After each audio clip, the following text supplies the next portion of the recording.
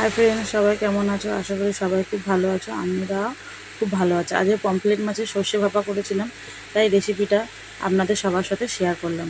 প্রথমে সর্ষেটাকে বেটে নিয়েছিলাম, সর্ষে আর কাঁচা লঙ্কা দিয়ে সেটাকে পাত্রের মধ্যে নিয়ে জল দিয়ে হলুদ, পরিমাণ মতো নুন আর সর্ষের তেল দিয়ে ভালো করে গুলে নিলাম, নেড়ে চেড়ে নিলাম। দিয়ে তার মধ্যে এক এক করে সব মাছগুলো দিয়ে দেবো। সব মাছগুলো দেওয়া হয়ে গেলে ভালো করে হালকা হাতে একটু নাড়াচাড়া করে নেবো বাটির মধ্যে। তারপরে কড়াটা গরম হতে দেবো। কড়াটা গরম হয়ে গেলে তার মধ্যে সর্ষে বাটাটা আর সব মাছগুলো দিয়ে দেবো কড়ার মধ্যে। দিয়ে কটা কাঁচা লঙ্কা আর কাঁচা সর্ষের তেল দেবো।